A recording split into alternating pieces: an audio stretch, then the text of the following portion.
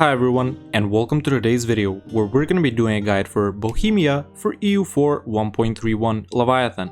If you enjoyed this video, consider leaving a like and subscribing, since only 12% of you are subscribed, and you can become a member today.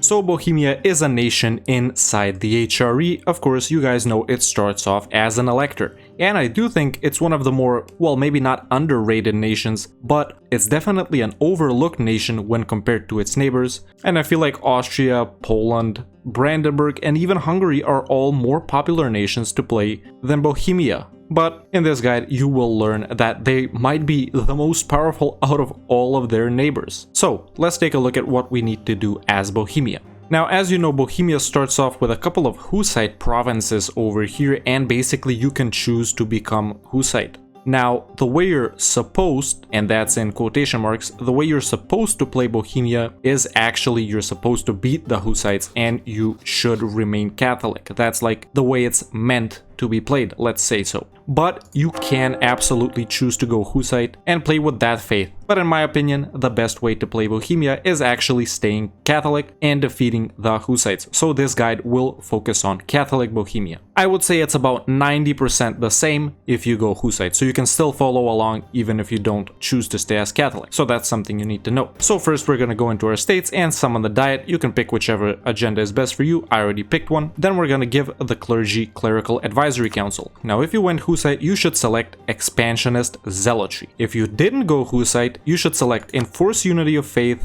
as well as church sanctuaries. Then we're gonna give the nobility increased levies, aristocratic councillors, and strong duchies, since we do start off with two subjects, Glogau and Opole. And we're gonna give the burghers patronage of the arts, commercial advisory board, and indebted to the burghers. Now, an interesting thing about Bohemia is it starts off with almost 35% crown land, which means we can give out one estate privilege for monarch points, seize land, dev ones, and still be above 30% crown land. Bohemia is, in my opinion, too big to give out all the +1 monarch point privileges. So I don't recommend giving them all out, you will lose too much crown land. So we're gonna click on Pilsen right here and enable the Encourage Development State Edict in this state. Then we're gonna dev Pilsen once in production. Then we're gonna give the clergy religious state, and then we're gonna seize land. Next, we need to find some alliances. So I do recommend allying Austria at the start. If you can't, it's not a big deal, but I do recommend it. So there we go, I've allied Austria now. I'm gonna let one day go by. Now we can ally some more nations, and I do recommend allying 3 more electors. So here we have Saxony, they're an elector, so I'm gonna ally them. It doesn't matter which ones you ally, but don't ally Brandenburg. So any other elector other than Brandenburg. I'm also gonna ally the Palatinate.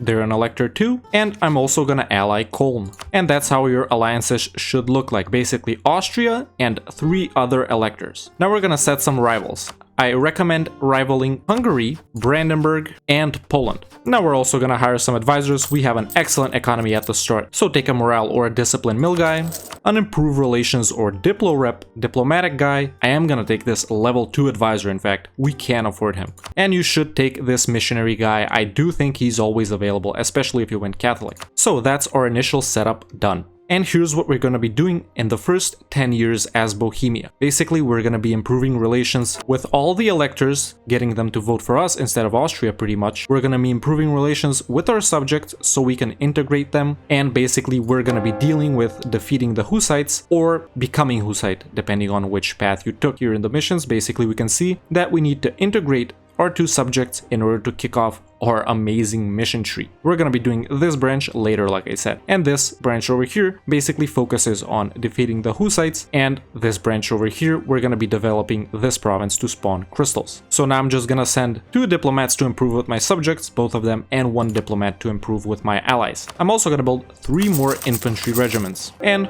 we're gonna start converting. And we're waiting to get a ruler. And there we go, in my case I did just get a ruler. He is a von Habsburg, of course, expectedly. Either way, we are gonna get an event for the Spodebrat guy pretty soon. At this point, you may also be able to fulfill the mission Imperial Ambition if you have at least 2 electors voting for you. Now in my case, and in your case too, you should have 3 electors voting for you. Basically everyone you allied, and in my case Mainz is voting for me too, but we can also start voting for ourselves when we have a ruler. So now now, in my case, I have 5 of them voting for me, and in your case, you should have 4 of them voting for you at least. This mission gives us 1 more diplomat and plus 25% improve relations. Pretty good. With this other diplomat, I'm also gonna improve relations with my allies. And here is the event, Return of the Hussites. And you will of course get this event too. So here are our options. Jan Hus knew the truth. Basically, if you have a ruler, he'll die, and Jan Hus will ascend to the throne. If you don't have a ruler, of course, he will just ascend. He is a 543, pretty good, but our state religion becomes Hussite. The second option is we lose papal influence, we still get Jan Hus, but we don't become Hussite. So only he is Hussite, but the nation will stay Catholic. And we do get some bad effects like -1 Diplorep and -5 yearly papal influence, but we do get plus 10% infantry combat ability. And in the final option, we get Pretenders, we get papal influence, and we stay with the ruler that we've gotten. Of course, if you're going Hussite, you're gonna pick the first option. If you're going Catholic, it's up to you whether you choose this one or this one. I do recommend we will be loyal to Rome though if you're going Catholic, because this middle option gives us some bad effects which will affect our ability to become emperor. So I'm just gonna raise army maintenance like this, and as soon as my army maintenance is up, I will select the third option. We will be loyal to Rome. If you don't care about becoming emperor this early, you can of course select the second option. Of course, after you complete that mission, you will be able to unlock the mission Hussite Regency. And while we're chilling and converting provinces, waiting for 1454 to come around, you should start deving Cheb up to 10 production. Of course, the encouraged development state edict should still be on at this point. At this point, you can start improving relations with the Ottomans as well, because Bohemia is one of the countries that can ally the Ottomans pretty easily. And you can also start building a spy network on Hungary. We are a little faster than our missions allow us to be. You'll see what this means soon. And now that you've built a claim on Trenčín right here, it's time for our first war, which is gonna be against Hungary. Now, Austria shouldn't be allied to them since we allied Austria and we rivaled Hungary, so that should prevent the alliance between them. But there's also another situation that can happen where basically Hungary will be in a PU under Austria. Now, it's very rare that it happens this early, but it is something that could happen. Either way, Bohemia is actually stronger than Austria, even though it might not appear so on first glance, so you will have to fight Austria. It really is no problem, you're just gonna have to siege them down first before you siege down Hungary. And in that war, you are gonna wanna make Austria release Hungary. But either way, that shouldn't happen this early, so we are gonna be declaring on Hungary. Make sure to declare on the 1st of a month so we can snipe their fort in Trenčín. They do mothball it pretty often. And once you have enough war score to take the province of Trenčín and humiliate Hungary, that is the time to peace out. That's the only thing we're going to be doing, taking Trenčín and humiliating them. No ducats, no war reps, no other provinces. That's it. And there we go, our first war is done. Now we're going to be releasing the nation of Nitra from Trenčín. There we go, they have cores on the rest of the Slovakia area, which we will use to reconquer later. And now in about a year or two, it's time to integrate our subjects. And in my case, Austria's ruler just died, and now I've become emperor. And of course, the same thing will happen to you when Austria's ruler dies, because like I said, at this point, we have at least 4 electors voting for us. You already know what it's like being emperor, there is no need for me to explain this, but basically we get some excellent buffs, like spy network, advisors, diplo relations, tax income, manpower, force limit, a bunch of excellent stuff. And you should also be able to fulfill the mission, Charlemagne's Legacy. For our first idea group, we are gonna take diplomatic ideas. This is gonna help us with our subjects, our future subjects, and is gonna help us out a ton in staying as the HRE Emperor, which is something we do want to do. If you're not going down the Emperor path, I do recommend innovative ideas. And of course, we're gonna focus on diplo. Once 10 years have passed since the start of the game, we are gonna start annexing both of our original subjects, Glogau and Opole, at the same time. For your tier 2 government reform, you should take strengthened noble privileges. By this point, you should of course have a ton of diplo rep, which will make the annexation process extremely quick. And during this time, while I was still waiting to integrate my vassals, Hungary became a junior partner of Austria. And this may happen in your game too. It's about 50-50 if they remain independent or become a junior partner under Austria, depending on what they picked in their decision. So you will be able to see how a war against Austria-Hungary goes. But at this point, when this happens, it is time to break our alliance with Austria. And there we go, I rivaled them and we broke the alliance. But once you do rival Austria and break your alliance with them, it is time to start searching for some bigger ally. In my case, that's gonna be the Ottomans. And in your case, it's probably gonna be the Ottomans as well. Like I said, it's very easy to ally them as Bohemia. But if you can't, you should have other options too, like Naples, the Pope, Milan would make good allies, Aragon or Castile, maybe even France. You will have lots of options due to your very high diplomatic reputation. And you can also start currying favors with the Ottomans as well. At this point, since you're emperor, you could start building up even more massive armies. As we can see, our force limit and our manpower is really high. Just make sure you have the money to do it. And by around 1457, 1458, you should have integrated both your subjects. Now we can unlock the mission Integrate Silesia. And now we should also be able to unlock the mission Polish Diplomacy. This mission will give us a Restoration of Union CB on Poland, which is really powerful. So before you unlock this mission, get your army built up really well and get favors with the Ottomans if you've allied them so they can help you out in the war. You don't really need them since you are more powerful than Poland even by yourself, but it would make the war easier. As you can see right now, I have 40,000 troops, basically 2 armies consisting of 16 infantry and 4 cavalry, and I'm also gonna hire 1 or 2 merc stacks for this war, and that's what you should be doing as well. And now it's time for our war against Poland. So now is when I'm gonna take the mission since I'm ready to declare. There we go, we have the Restoration of Union CB, and it's time to declare on them. And I am gonna call in the Ottomans because I do have favors with them, but like I said, you don't even need a strong nation like that. I could declare just with Cologne and the Palatinate. In fact, you know what, that is what I am gonna do. I am gonna declare without calling in the Ottomans to show you guys that it is possible to beat them without a strong ally. Oh yeah, I also allied France at this point. So I have 2 very powerful allies, the Pope, another powerful ally, and I'm also allied to some electors, as you guys know. This is pretty much how your alliance network should look like about 15 years into the game. As you guys can see, this war is going great so far, even without the help of the Ottomans. And I could even call in the Pope too, there really is no need. And there we go, now I have above 60% war score with Poland. Like I said, very easy, even without strong allies. It was just me and Cologne and the Palatinate. Pretty simple. There's a couple of different ways you could get Poland. Basically, you could get only them. You can get them with Moldavia, with Lithuania, without either of them, with Danzig. You guys all know the subjects that they can get. But basically, that's pretty much it. Union with Poland. And of course, I'm gonna take some money.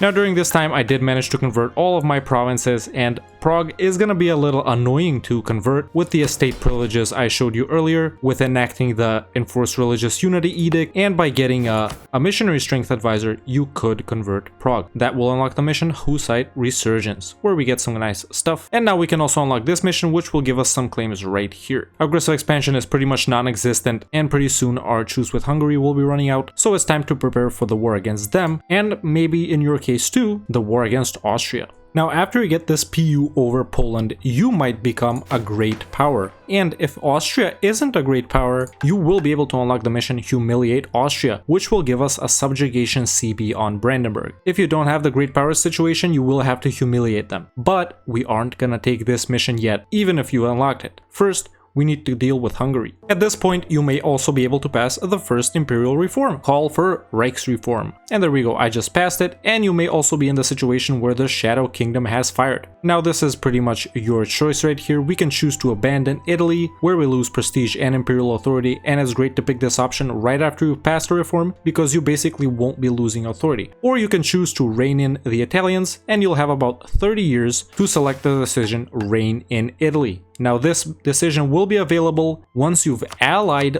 or defeated in a war all the Italian nations. So basically you need to ally or defeat Genoa, Savoy, Saluzzo, Milan, Siena, Florence, Lucca, Mantua, and Ferrara. Either ally them or beat them in a war. In my case, I am gonna select we must rein in the Italians, and it doesn't matter what everyone votes for. The only thing that matters is what you pick. So I will select that, and we will be dealing with the Italians. I do recommend taking this decision, but if you don't feel like it, you don't have to. It's not a really big deal. And now that our truce with Hungary is up, it's time to declare on them and take back Nitra's cores. And of course you could call in the Ottomans in this war as well, but it is doable without them. Just like with Poland, I am gonna show you guys that it's possible. So I'm just gonna declare for Posoni right here. I am gonna call in Saxony. Austria shouldn't have any strong allies. They might be allied to Castile in some rare situations though. Either way, you are stronger than them. Remember, at this point we have at least Poland, maybe Moldavia and Lithuania too, and maybe even Danzig. Now, once you have around 40 to 50% war score, it is time to peace out. The only thing we want in this second war against Hungary is all of Nitra's scores back. That's it. No ducats, no war reps, nothing else. And I know I said previously that we should make Austria and their overlordship over Hungary in a war like this, but actually we are not going to do that because that might make Hungary too weak and it might make the Ottomans declare on them. Even though they still might, we want to try and prevent that. So in the second war, just Nitra's cores back.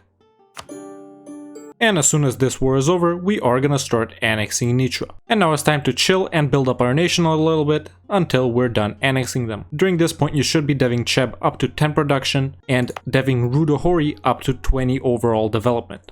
Okay, so one more time, I'm gonna have to flip-flop on my advice here, guys. Sorry about this. So when you complete the mission Conquer Nitra, where we need to own all the provinces in the Slovakia area, we are supposed to get a Restoration of Union CB over Hungary. Now, as you can see in my case here, it says we're gonna get permanent claims on Transdanubia and Alfold. That is because Austria has Hungary as a junior partner. So we are, after all, gonna have to make them release Hungary in either the first or second war against Hungary. That means I should have already done it in this previous war where I took these provinces. It's just something that I completely forgot about. So make sure to make Austria release Hungary. So I went back, reloaded the save, and in that peace deal I did make Austria release Hungary. So now, as we can see, we would still get a Restoration of Union CB on them if they're independent. If they're not independent, you're just gonna get claims. So make sure to make Austria release them. And there we go, now I've integrated Nitra. You should have your integration completed by now as well. Of course, we are going to be making Slovakia a state, and we're also going to be deving this province up to 10 production as well. Now we have 2 provinces that produce gold.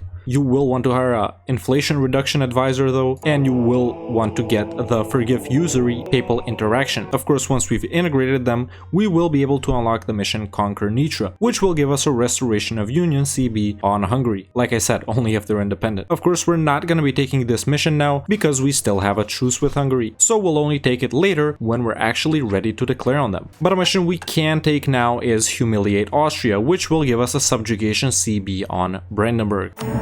And now a few months have passed and it's time to declare war on Brandenburg. Of course, with the Subjugation CB. I'm gonna call in Saxony, why not?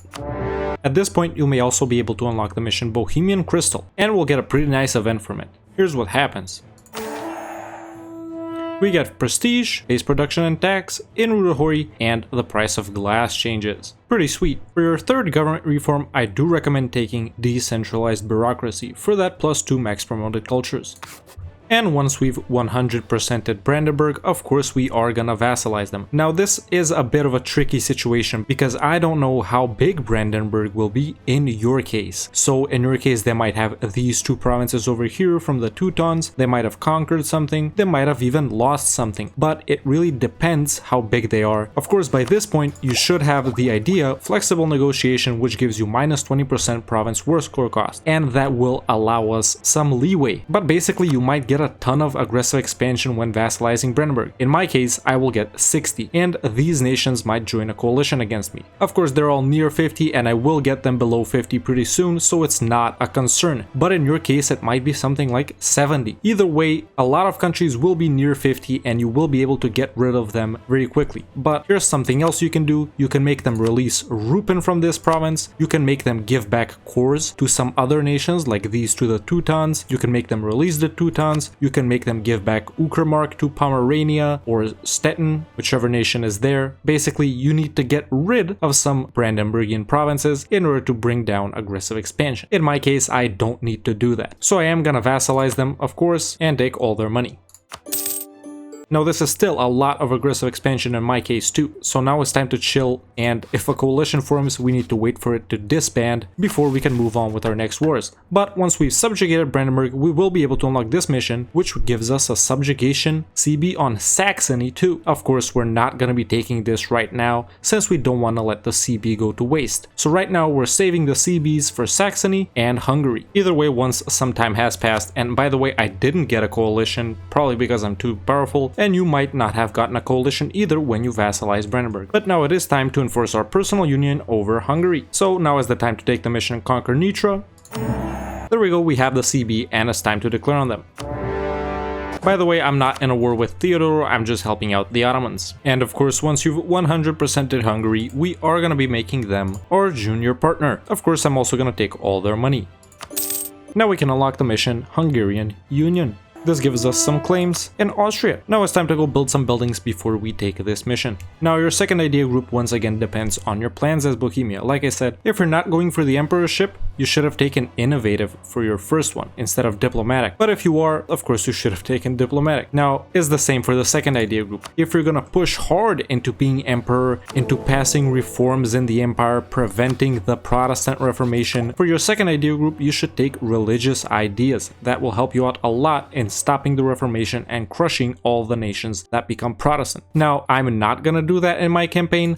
I just want to be emperor and get the benefits from being emperor, and I'm not really interested in passing reforms and stuff like that. So I am gonna be taking quality ideas for my second idea group. Now, the Duke of Burgundy just died, and I guess they chose to become my junior partner. Of course, this is something that could very easily happen once you're emperor, and it probably will happen in your case too. I wasn't allied or royal married to them or anything like that, but they chose me because I was emperor. You guys already know about the Burgundian succession. Basically, they can choose to remain independent, they can choose to become a PU under France, or a PU under the emperor, or a PU under any nation they have a royal marriage with. Like in my case, they could have even chosen to become a PU under Oldenburg. But once that happens, we will get the Burgundian inheritance incident. It doesn't matter what they chose, we will still get this incident. So we can pick keep our union with Burgundy if we got them in a personal union, which may lead to a war with France, or integrate Burgundy into the empire, so every province in the HRE owned by Burgundy will be released as princes of the HRE. Now honestly, you could pick whatever you want. If you're going heavy into the HRE game, like I said, trying to push reforms, trying to revoke the privilege, fighting the Reformation, you actually should pick this second option, integrate Burgundy into the empire. That will provide a lot more princes in the empire, and you'll get 10 imperial authority, or was it 5? Maybe they decreased it. I think you'll get 10 imperial authority for every prince that joins. Either way, I am gonna keep my union over Burgundy, and because I chose that option in the Burgundian succession to keep my throne, France automatically declared a war on me. Now, here's something very funny, and I don't know how this is possible, but France just called me into a war against England, and because France automatically declared a war on me, I'm at war with France, so France dropped out of the war with England, and now I'm basically fighting a war against England. As you guys can see, French reconquest of Co right here. They just started this war and they just declared on me. And I was allied to them, as you guys know. You will have to fight France if you got Burgundy and you chose to keep them. Either way, look at us and look at France.